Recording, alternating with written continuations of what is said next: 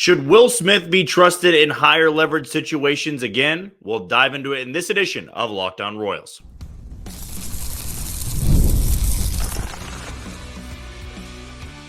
You are Locked On Royals, your daily Kansas City Royals podcast. Part of the Locked On Podcast Network, your team every day. You are tuned into another edition of Locked On Royals on the Locked On Podcast Network. As always, I'm your host, Jack Johnson, and you can find me on Twitter or X at JohnnyJ_15. That is at JOHNYJ_15. You also can catch us on wherever you get your podcast. That can be Spotify, Apple Podcast, Amazon Music, Google Podcasts. We're on Odyssey, and we're on YouTube. Just be sure to hit that follow button and subscribe. If you are a first-time listener and you want to know a little bit more about me and this show, well, I'm based here in Kansas City. I work at Sports Radio 810 WHB, doing some hosting, co-hosting, and some producing as well. So I stay pretty busy on the day-to-day in the sports world. But when it comes to this podcast, when you click on this link, you know that you are going to be getting 30 straight minutes of Royals baseball. Now, today's show is brought to you by Prize Picks, the easiest and most exciting way to play daily fantasy sports. Go to prizepicks.com/LockedOnMLB and use code all lowercase LockedOnMLB for a first deposit match of up to $100.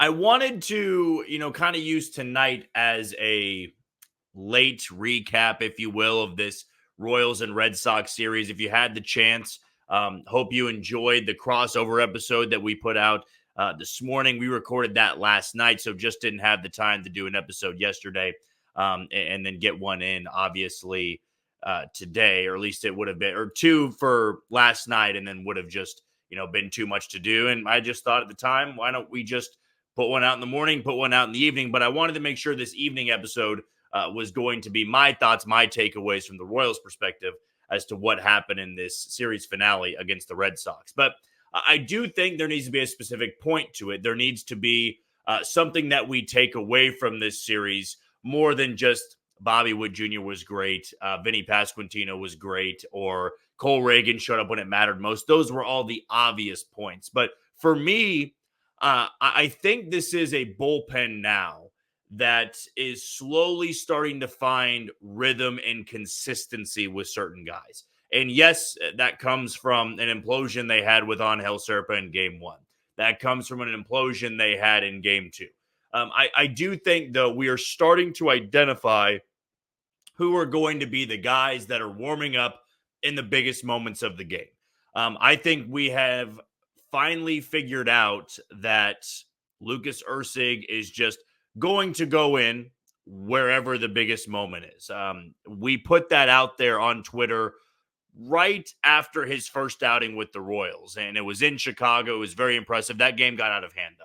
And I know that last night, as impressive as Lucas Erceg was, I don't see his role changing. I don't see him just being the ninth inning guy. You get the final three outs. I think Matt Quatraro is going to use him when the highest leverage point of the game is. And even if that is the sixth inning or the seventh inning, he's going to go to Lucas Erceg. If the highest leverage spot is in the ninth inning, well, then it's very easy from that point on.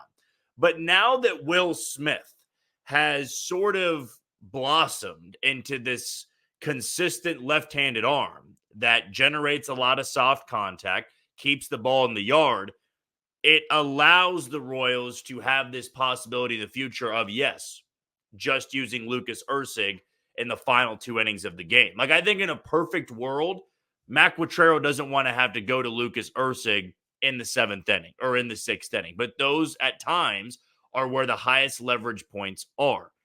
And if Will Smith, though he's not lights out, he doesn't throw 100 like Erceg, he doesn't throw 98, 99 like Harvey, he doesn't have the swing and miss like Bubic, I think having that extra arm can really simplify things in the final three innings. And they're going to need to have more than just Will Smith step up in these final 44, 45 games, right? Kris Bubic, I thought on game two was great, aside from his throwing error, which, again, it didn't cost them any runs. But Kris Bubic is kind of becoming that guy of, if it's a clean seventh inning, it's a clean eighth inning, and you're facing two lefties, I think that Matt Quatraro would go to Kris Bubic. But having Will Smith put up these numbers that he has since April 20th, it's no longer a small sample size. It can be trusted. And if you don't know those numbers, since April 20th, he gave up a grand slam to Adley Rutschman, that Baltimore series when it was in Kansas City. But he gave up a grand slam in game one. It was the only one that the Royals had walked away victorious on. But that was on April 19th. So he gives up that grand slam. His ERA ballooned to 14.14, and had a whip of 2.71. Since then, so since April 20th, the next day, he's appeared in 32 games for the Royals. A 1.52 ERA, a sub-1 whip, a 1.93 batting average with balls in play, a 7% walk rate, and he's keeping the ball in the yard at a fantastic rate, allowing just 0.61 home runs per nine. All across the board, that's fantastic. And that's with not having his best stuff. But this is also what the Royals expected Will Smith to be. He was somebody that came in and was the recruiter. It was a very obvious point once he got here that it wasn't just about, well, I got paid and I'm going to be a closer on this team and I'll do that. He wanted to bring a lot of the top free agents to Kansas City to give them a really good chance to do so. But what was unfortunate for him is that early on in the year and in April, he wasn't good. He wasn't good at all. He wasn't just bad. He was the worst pitcher in the bullpen. He was one of the worst bullpen arms in all of Major League Baseball. But it was such a small sample size. Now this feels like the real Will Smith.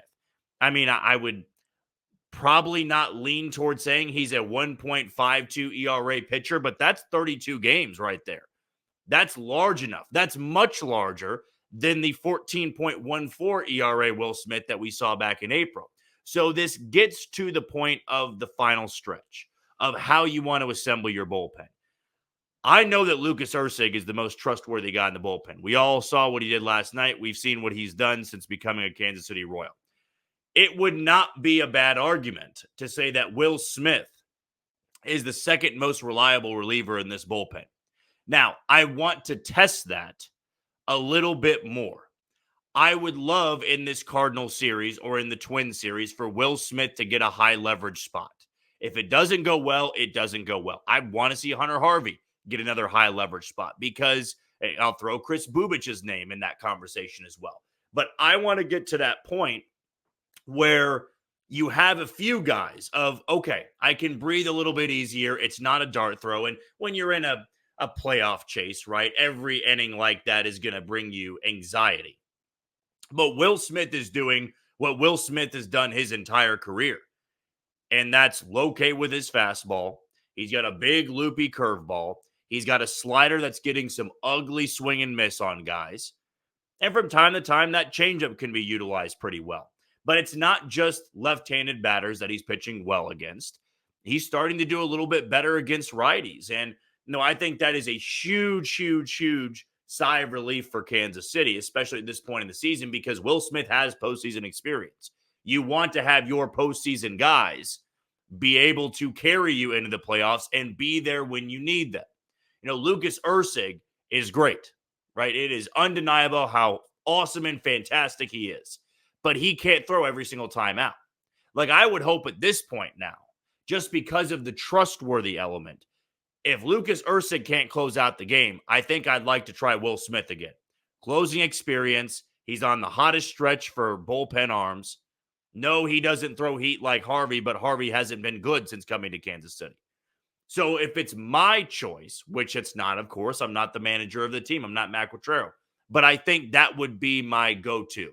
And last night it was interesting because Erceg comes in the seventh, gets the final two outs there, and then gets the eighth inning. Will Smith was warming up, before the Royals tacked on or had a chance to tack on any more runs, and it was only a 4-run game. And I know it's not a save situation, but we're talking about a difference of 1 run. Is Will Smith kind of being tried again as, the guy of it's a tight game late, or we are building to get you the ball in the ninth? I'm not going to complain if that is the plan of attack right now, of Lucas Erceg being the fireman, and you can get outs in the seventh and the eighth, and then turn it over to Will Smith in the ninth. I think in a perfect world, we all know this. Lucas Erceg grabs the ball in the ninth and you slam the door. But you got to get outs in the sixth, seventh, and eighth inning. And I think that we're going to find out in this St. Louis series of who the closer is going to be. I think that if the Royals win one or win both of them, it's going to be a tight game. And I want it to be a tight game because I want to see who they're building toward. I want to see who's the guy warming up in the ninth inning. Harvey got back-to-back save opportunities, and then last night it was not a save opportunity, but it was Will Smith. And he has been fantastic since April. I don't hate the idea of putting him back there in high leverage spots. I think it's worth a shot. You've tried Harvey. It hasn't really worked. You've tried MacArthur. It has not worked. You've tried Serpa. It's not working of late. Bubic, you've tried. It's worked. Will Smith, I'd like to see that shot again. Or keep him in the role he's at and give Chris Bubic those high leverage innings because both those lefties have been awesome of late. And I think it's worth a shot to give one of them an opportunity to close out a game again, or for Bubic, the first time to close out a game. And if they can be the 7th and 8th inning guys, well, great. You're building it for Lucas Erceg in the 9th inning.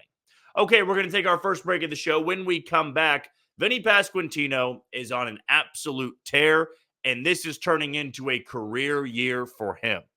I'm going to tell you what I think the Royals might do in the offseason, and if this is the real version of him, like we all hoped he would become in the preseason or the offseason, I should probably call it. But we'll dive into that next on Locked On Royals. You are tuning to Locked On Royals on the Locked On Podcast Network. I'm your host, Jack Johnson, and you can find me on Twitter or X at JohnnyJ_15. Want to give a shout out to one of our sponsors in Prize Picks. It's America's #1 daily fantasy sports app with over 5 million active members. It's also the easiest and most exciting way to play daily fantasy sports. And unlike other apps, on Prize Picks, it's just you against the numbers. All you need to do is pick more or less on 2 to 6 player stat projections and watch the winnings roll in. Get it on the daily action with your friends and become part of the Prize Picks community today. You can win up to 100 times your money on Prize Picks with as little as 4 correct picks, and you can turn $10 into $1,000. If you're looking for promotions, Prize Picks has got you covered every week, from lowering select player stat projections on Tuesdays to helping your lineup hit or getting your entry fees back if you have a losing lineup on Fridays. Download the Prize Picks app today and use code LOCKEDONMLB for a first deposit match of up to $100. That's code LOCKEDONMLB on Prize Picks for a deposit match of up to $100. Pick more, pick less. It is that easy. Well, last night wasn't just the Bobby Witt Jr. show or the Cole Reagan show or the Lucas Erceg show. It was the Vinny Pasquantino show as well, as he homered in this game. He's now tied for 4th in all of baseball in RBIs. He's nearing 20 home runs on the season. He's hitting 270, hitting over 300 since June 1st. Everything about Vinny Pasquantino in the last 2 months has been phenomenal. This is the offensive threat that we all thought he could be back in the offseason. Remember when I made that prediction of who would get to the All-Star game, and I had Vinny Pasquantino as an All-Star representative for the Royals. It didn't happen because he didn't have the greatest first half, but now you're starting to see him really turn it on in the second half, and that to me is what matters when you're in a playoff push, right? You can be great for the first 70 games of the season, but I want to know what you can do in the final 85 to 90 games. When the lights get really bright, when the competition spikes up a little bit, I want to know how good you can play. And Vinny Pasquantino was great in this series. He's been great for a long time. And I think the Royals needed to see this from Vinny this year. Not this, red hot stretch where, he's been even better in the second half, right? If Bobby Witt Jr. wasn't hitting 500, we'd be talking much more about Vinny Pasquantino on this show than we do about Bobby. But I think that hitting part is contagious, right? Because Bobby is hitting so well, it's allowed Vinny to catch fire too. You're not relying on one guy to carry this lineup. You're not relying on your superstar to drive in all the runs. The Royals have 3 guys that are driving in a lot of runs and hit well over 300 with runners in scoring position. So that, I think that part of his game, the production with runners in scoring position, a little bit of that power coming back, that was something the Royals needed to see. And I felt like last year, before the injury, he was one of those main guys they wanted to keep a focus on. Of if Vinny Pasquantino could give you great production at first base going into 2024, the offseason of 2023 going into 2024, they were going to give him an extension. That's my gut feeling. or maybe they would have got it done at one point in the second half. But I think they wanted to get Bobby Witt Jr. signed to an extension. And a gut feeling is just that Vinny was a part of their core. I mean, they give him the nickname, they give him the Sasquatch. And if he gave them the production, even in a bad year, you want to build around him. We don't need to worry about first base. He's going to be there for the next handful of years. So the fact that now he's doing this, where he's an above league average hitter, something they expected from him. He's going to be a 20 to 25 home run guy. He's going to drive in more than 100 this year, probably get somewhat close to 105 to 110, assuming he doesn't go on some ice cold stretch. I think the Royals will look at his contract in the offseason, and I think they would reward him. You know, that's a hot take here. It's just a gut feeling. I think that last year that was at least a plan or an idea to point toward a plan, or it was discussed. It was talked about. But now I think this offseason, it is going to be something that gets done because Vinny is a big part of this lineup. He is kind of one of those team leaders. And when you drive in 100 plus and you are a 9th round pick and almost that poster child of being a product of the developmental system of, you know, the farm system, and it gives an attaboy almost to the Royals scouting department, all of that combined together, I think it makes a lot of sense to get a deal done. It makes a lot of sense to get an extension done. And I don't think it would be bad money to use. I don't think it'd be, you know, bad logic to give a first baseman like Vinny a 3 or 4 year deal. I don't think you need to break bank over giving Vinny Pasquantino an extension, but I do think that, you know, Bobby Witt Jr., you got him locked up for a long time. I think you want to turn your focus to Cole Reagans and Vinny Pasquantino. I would have said Maikel Garcia, but I don't think Maikel Garcia has played well enough to earn that long-term extension unless it was, you know, kind of a team-friendly and a player-friendly deal. But I also think that could be the case for Vinny, of having a team-friendly deal and a player-friendly deal. Because I do think they reward their players a lot that, you know, have turned into what Vinny Pasquantino has. If you're a 9th round pick, you had to grind it out in the minor leagues. You had a lot of great production at the minor league level. You came up to Kansas City. If the Royals make the playoffs this year, he's going to be one of the biggest reasons why. And I think the Royals would be more inclined to get it done because also, assuming he stays healthy, he had a full season of health. You know, he didn't deal with any weird injuries, right? He didn't deal with the shoulder problem. He didn't deal with, you know, the ugly swings because of that pain. No, he was right now one of their better hitters in the lineup. Now, that could always change. That wasn't the case back in April. That wasn't the case back in May. But right now, when it's mattering most, this is who they thought Vinny Pasquantino could be. A really, really good 3-hole hitter. Now, I'm not saying he's going to be Freddie Freeman or Paul Goldschmidt or something like that. But I do think this is a type of season that even people outside of Kansas City thought Vinny could have. Of that 25 home run season, the 100 RBI season, the 270 season, the 330, 340 OBP guy, WRC plus, OPS plus, north of the league average. Everybody thought that was possible for him, but injuries derailed that. And right now, he's as hot as can be. Now, Bobby Witt Jr. is a little bit hotter, and he's competing for an MVP award. But that doesn't mean Vinny Pasquantino can't be treated as a future piece of this team, a core piece of this team. And I think he deserves a raise. I think that he's earned it this year. Of course, you want him to hit this way the rest of the year, but if the Royals get in, yes, Bobby's the main reason. And yes, this rotation is a huge, huge reason. But Vinny Pasquantino deserves his flowers as well because he's been phenomenal for the last 2 months. That offense is really starting to come around.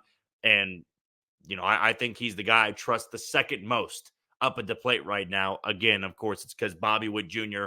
has the highest WAR of anybody in baseball. I can't pick against him, but if I were to pick somebody else, it absolutely would be Vinny Pasquantino. Before we move on to our final segment, I want to thank you for making Locked On Royals your first listen today. For your second listen, enjoy the Locked On MLB podcast. Host Pat Sullivan, a.k.a. Sully, is here daily to provide national expertise with his trademark humor to help you get ready for the MLB playoffs here in the dog days of summer. Prepare for the Fall Classic with Sully, who has it all covered every single day on Locked On MLB. Available on YouTube or wherever you get your podcasts. Part of the Locked On Podcast Network, your team every day. When we come back, let's preview the I-70 series next on Locked On Royals. You are tuning to Locked On Royals and the Locked On Podcast Network. I'm your host, Jack Johnson. You can find us on wherever you get your podcasts. That can be Spotify, Apple Podcasts, Amazon Music, Google Podcasts. We're on Odyssey and we're on YouTube. Just be sure to hit that follow button and subscribe. One last shout out to a sponsor today. We're going to give a little bit of love to Liquid IV. And if you were somebody who isn't always the best at drinking lots of water, I know that, there are many people out there who work out, stay, in good shape, and drinking water just comes naturally to them. They drink water in the morning. They drink water in the afternoon. They drink water at night. Water may be the only thing they drink. But that's not the case for everybody. And for a long time, it was not the case for me. But Liquid IV can change that, and it is great for you, right? Liquid IV gives you good flavor, gives you good hydration, and it's very easy to just put in your drink. And if you only drink one bottle of water a day or 2 bottles or 3 bottles, just put 1 packet of Liquid IV in there, and you will be good to go. Whether you're working out, you're just at the office, or you're outside doing yard work and you want to stay hydrated, make sure you're getting everything you need with your water intake. Well, Liquid IV is the way to go. So with Liquid IV, there are no more thirsty summers when you indulge in hydration with Liquid IV. Get 20% off your first order of Liquid IV when you get to liquidiv.com and use code MLB at checkout. That's 20% off your first order when you shop Better Hydration today using promo code MLB at liquidiv.com. The Royals do not play tonight, which is why it was easier to do a 2-episode day. We didn't have one last night. Didn't have a recap too, so I apologize for that. I'll have one coming on Friday and Saturday for this Royals and Cardinals series, assuming I have good connection and can find the time to do it if I'm not busy, because I will be out of town this weekend. But shouldn't have any more issues. Tomorrow we'll have a morning episode of a Mailbag Friday before I hit the road, so don't have to worry on that. And I'll still be providing lots of insight, lots of content for this 2-game series of the I-70 series, which begins tomorrow. It'll be Michael Lorenzen making his second Royals start, going up against Miles Mikolas, who has a 5.12 ERA this year. First pitch will be at 7:10. And I do expect Kauffman Stadium to have a similar crowd to what they had for the Cubs series, where you can have, 37, 38K on a Friday night. Saturday night should still be over 30K. And then Sunday, you're probably getting 25 to 30, although it could be more. The problem is there's going to be a lot of Cardinals fans, and I know for Royals fans, you're not going to like to see a lot of that red. But these two teams are not really similar right now. And for so many years, the Cardinals just rolled into Kauffman Stadium at 70 and 50, or 80 and 60 something. I mean, it was always a great Cardinals team rolling in, and the Royals were 50 and 81, or they were 44 and 76, something like that. This year, though, the Cardinals are still competitive. They still are, quote unquote, a playoff team, a team fighting for the playoffs at 59 and 56. The Royals are better, and the Royals were better when they went to St. Louis and they swept them in a doubleheader. And I think in these pitching matchups, the Royals are the better team. They've got the better guy on the bump. Now, Michael Lorenzen was fantastic, I thought, in his start against Detroit. And now he gets to pitch in front of the Kauffman faithful and a huge crowd at that. I'd imagine it's going to be close to a sellout tomorrow, assuming the weather is going to be great. And I'm going on the fly right now. The weather tomorrow in Kansas City is supposed to be 75 degrees with a low of 59. So you're probably getting high 60s, low 70 weather for Royals and Cardinals tomorrow night. I don't know in August if you could get better weather for a baseball game. So yeah, I expect a massive crowd tomorrow night, and I'd expect a massive crowd on Saturday. And on Saturday, it'll be the former Cardinal and Michael Wacha making the start, and it'll be Andre Pallante, who the Royals saw in St. Louis game 1 of that doubleheader. But they will avoid Sonny Gray, of course, somebody who just has always carved up the Royals. And just go look at Sonny Gray's numbers. They are an eyesore if you are a Royals fan. They are ugly to look at. But fortunately, they're not going to see Sonny Gray for the rest of the year unless the Royals and Cardinals recreate 1985 and meet in the World Series. But I would not put money on both of those teams to make it. And I still don't think the betting odds are very good for either one of them to make it very far in the playoffs if they do get there. But we're just having fun with it right now. But let's start with Friday night's game. Michael Lorenzen pitching in a spot like this, I think it is an upgrade over Alec Marsh, because that's who would have been lined up to start in this sort of game. And, the way that Lorenzen looked last week in Detroit, I think it opened your eyes and raised your eyebrows a little bit because of the swing and miss that he generated. Fastball's not going to light up the radar gun, but the changeup was vicious. He was able to use numerous different strikeout pitches, although a lot of his swing and miss was coming with the changeup. I thought his curveball, I thought his slider was really good. His fastball was located well. By the way, I don't think I've seen a pitcher in baseball. I knew this about Michael Lorenzen before he got to Kansas City. His biceps are just, they're not a pitcher's biceps. They're a defensive end's biceps or a linebacker's biceps. And what was so comical about that start in Detroit is I remember Ryan and Rex talking about him shaking his arm, which that did alert me as well. Anytime you see a pitcher shaking their arm after they're throwing a pitch, you think, man, that's not a good sign. Arm fatigue, they're sore, something doesn't feel right. And as he came back out for the next thing, I'm going, oh, he's shaking his arm because his biceps don't fit in his uniform. That's genuinely what it was, because it kept riding up on his bicep every time he threw, and he's trying to shake it back down his arm so it can be comfortable. That to me was just absolutely comical. That it can go from, oh no, the guy we just traded for is about to go on the injured list, to Jesus, he might be the only guy on the team that has a jersey that can't fit around his arms. But you'd think a guy with that type of look would be throwing 98, 99, 100, but he doesn't. And he's also a position player, so he had that build and could put the ball out of the yard. He was a very well-rounded player. Whenever you can play in the field and pitch at the big league level, you're a freak. It's supposed to be almost impossible to do that. But since transitioning to a full-time pitcher, he's still found a way to make a very successful career. He was an all-star last year. The Phillies traded for him. He was there for their playoff push. Didn't work a lot in the postseason. I believe he came out of the bullpen a few times. But still, this is the type of guy the Royals needed for their rotation. And I'm not trying to say that he's going to dominate the rest of the way, but that last start in Detroit gave me a little bit more confidence he could pitch well and better than Alec Marsh because of that swing and miss. And the run he gave up, it was on a soft bloop to right field, and yes, it would have been better if after there were 2 outs, he didn't put anybody on, but that's all shoulda, woulda, coulda stuff. I really do feel like, for the rest of the year, Michael Lorenzen can be somebody you trust, but it will be a big test for him going up against the Cardinals on Friday. Miles Mikolas has been not very good in his last 7 starts, ERA of 6.16. He's allowed 26 runs over 38 innings. Last time out against the Cubs, gave up 4 runs in 4 innings, went 6 innings and 3 earned against the Nationals, and 6 innings and 2 earned against the Braves for back-to-back quality starts on the 21st and the 28th of July.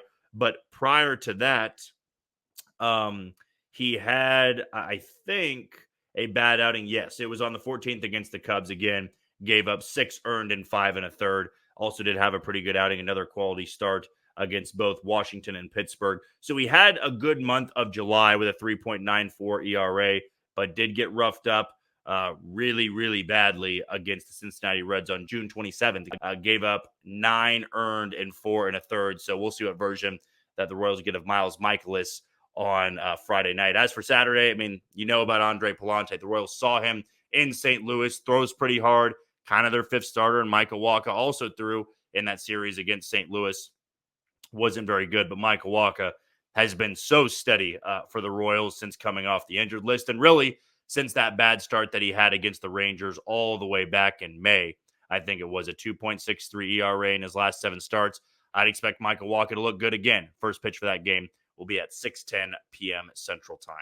Well, that's going to do it for another edition of Locked On Royals and the Locked On Podcast Network. I have been your host, Jack Johnson. Thank you for making Locked On Royals your first listen today. Now go check out the Locked On MLB podcast. Prepare for the Fall Classic with Sully, who has it all covered every single day. You can find the link to Locked On MLB in the description, so you don't need to search. Part of the Locked On Podcast Network, your team every day. Tomorrow, we're going to have a morning edition of a Mailbag Friday, so I'll be sending out that tweet. So send me all of your questions, and I'll get to them tomorrow. But until then, you take it easy, Kansas City.